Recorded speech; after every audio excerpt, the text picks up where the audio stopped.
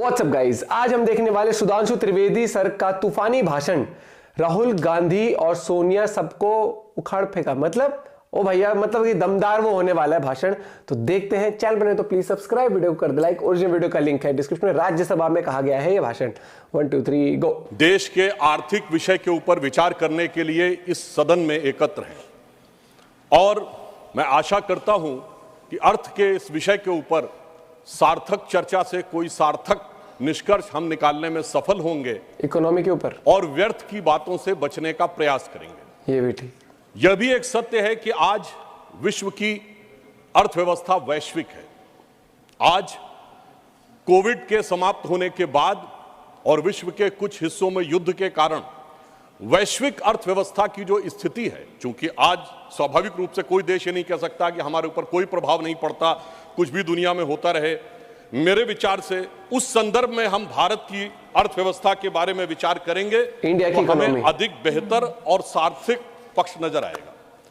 मैं अपने सम्मानित सदस्यों का ध्यान आकर्षित करना चाहता हूं कि इस समय जो ग्रोथ रेट अवेलेबल है, जिसका सोर्स है IMF वर्ल्ड इकोनॉमिक फोरम अक्टूबर 2013।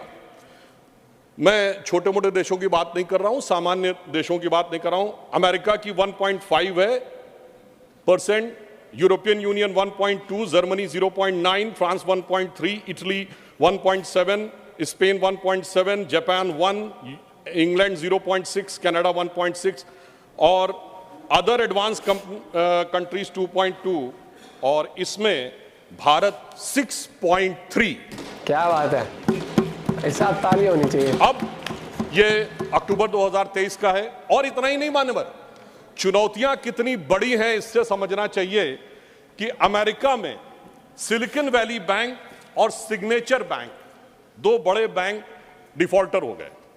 चाइना में वहां की सबसे बड़ी रियल एस्टेट कंपनी एवरग्रांड डिफॉल्टर हो गई। यह सामान्य बात नहीं है। दुनिया के दो बड़े देशों में इतनी बड़ी आर्थिक चुनौतियां हैं और उनके बीच में से मैं विनम्रता से पूछना चाहता हूं, हमारे यहां क्या कोई ऐसी स्थिति का आपको कोई उदाहरण मिला है? यह दर्शाता है कि इन विपरीत परिस्थितियों में हम किस प्रकार से आगे जा रहे हैं। अभी माननीय डेरेक ओब्रायन जी ने जो बात कही थी मनरेगा के संदर्भ में, तो मैं ये भी जरूर स्मरण कराना चाहता हूं कि भारत सरकार ने जो जो जानकारियां मांगी थी वो भी किस रूप में पश्चिम बंगाल की सरकार ने दी है, वो भी सामने आ जाता तो और भी बेहतर था। अब मैं ये बताना चाहता हूं कि भारत के बारे में, जब अगर IMF ने कहा है कि इंडिया की प्रोजेक्टेड ग्रोथ रेट 11.5% होगी, चाइना की 8% हो सकती है, यूएस की 5.1, ये वर्ल्ड इकोनॉमी को लीड करेंगे। अर्थात अब हम वर्ल्ड इकोनॉमी के लीडर के रूप में उभर कर सामने आते जा रहे हैं। तालियां होनी चाहिए इस बात पे। ये क्यों हुआ है?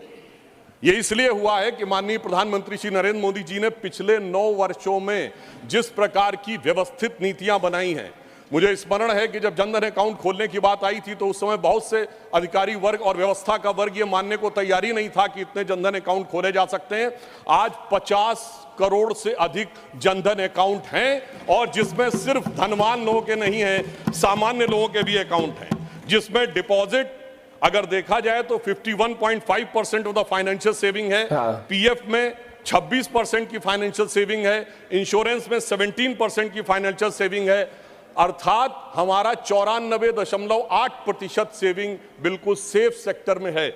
इस बात पे मुझे याद आता है मान्यवर, 2013 में मैं अमेरिका के दौरे पे गया था। 2013 तत्कालीन भाजपा के राष्ट्रीय अध्यक्ष और वर्तमान रक्षा मंत्री राजनाथ सिंह जी के नेतृत्व में एक प्रतिनिधिमंडल में भारत को लेकर एक बड़ा ग्लूमी एटमॉस्फेयर था।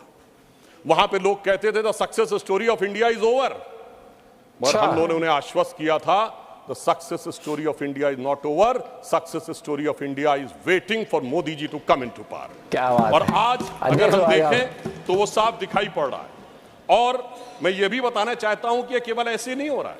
यदि हम इन आंकड़ों को गंभीरता से देखें तो पिछले समय के मुकाबले में अगर हमारे एक्टिव मोबाइल कनेक्शन जो पहले 93 करोड़ थे वो 110 करोड़ हुए हैं, तो मानी हुई बात है, इसमें बढ़ोतरी हुई है।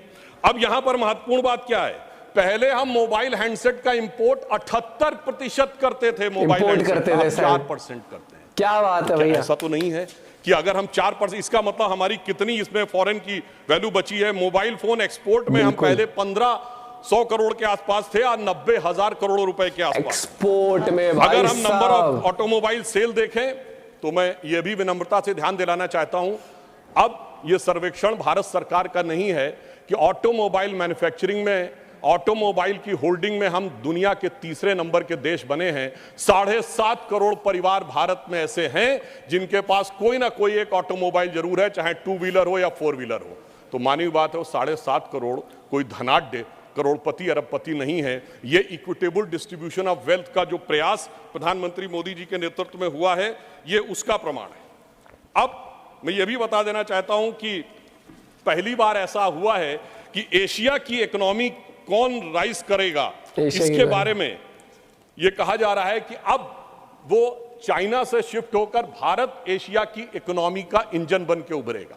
मैं एक और डाटा अभी बता देना चाहता हूं कि जो हमारे कंज्यूमर एसोसिएशन है, उसने आंकड़ा दिया कि वर्तमान दीपावली का जो फेस्टिव सीजन गुजरा है अभी हाल ही और में छठ का मिलाकर 4 लाख करोड़ रुपए की स्पेंडिंग हुई है, जिसमें छोटे सामान खरीदने से लेके, घरेलू 4 सामान लाख खरीदने करोड़। से लेके, बर्तन, सोना चांदी, सारी चीजों में अगर 4 लाख करोड़ रुपए की स्पेंडिंग भारत की जनता ने की है, तो कहीं ना कहीं ये अंधकार से निकलते हुए दीपावली के समान एक नई ज्योति के साथ भारत की अर्थव्यवस्था को ले जाने का एक संकेत भी दिखा। गजब बोला है, गजब और मुझे बोला ये है। भी याद आता है मान्यवर, जब मैं इंजीनियरिंग का छात्र था, एक दौर था जब भारत का, मैं 91 की बात कर रहा हूं, फॉरेन एक्सचेंज रिजर्व 1 बिलियन पे आ गया था। 2-2 बार रुपए का डिवैल्यूएशन हुआ था, सोना गिरवी रखा गया था। लोगों को याद होगा जुलाई अगस्त की बात, तो एक 91 की दिवाली थी, एक वो भी दिवाली थी जब उजड़ा हुआ गुलशन था, रोता हुआ माली था। एक ये भी दिवाली है जब महका हुआ गुलशन है और ज्योत निराली है, एक वो भी दिवाली थी, एक ये भी दिवाली। अरे भैया तालियां इस अब बात मैं पे यह तो। भी जय कहना श्री चाहता राम, जय हूं हिंद। कि अगर हम केवल कुछ आंकड़ों को देख लें कि हमारे बारे में दुनिया के जो बड़े बड़े जितने बड़े-बड़े हैं आर्थिक विशेषज्ञ हैं वो क्या कह रहे हैं। स्टैंडर्ड्स एंड पुअर कहता है, as China's economy slowing, the main engine of growth in Asia Pacific moved away from the world's second largest economy to South Asia and Southeast Asia, and Indian economy is expected to power ahead the next years of leading growth in the region. Morgan Stanley अपनी report में कहता है, जो पहले कहता था, the famous Morgan Stanley report in January 2014, जिसमें उसने कहा था कि India has fallen into fragile 5, और the same Morgan and Stanley in October 2013 कहता है, describes India at its most preferred emerging market and increase its overweight stance in Indian equity. क्या बात है भैया, यानी वही जो कहता था कि हमारी अर्थव्यवस्था डूबने के कगार पे है, वो अर्थव्यवस्था अब हमारी उभरने के कगार पे उभरती हुई दिखाई पड़ रही है।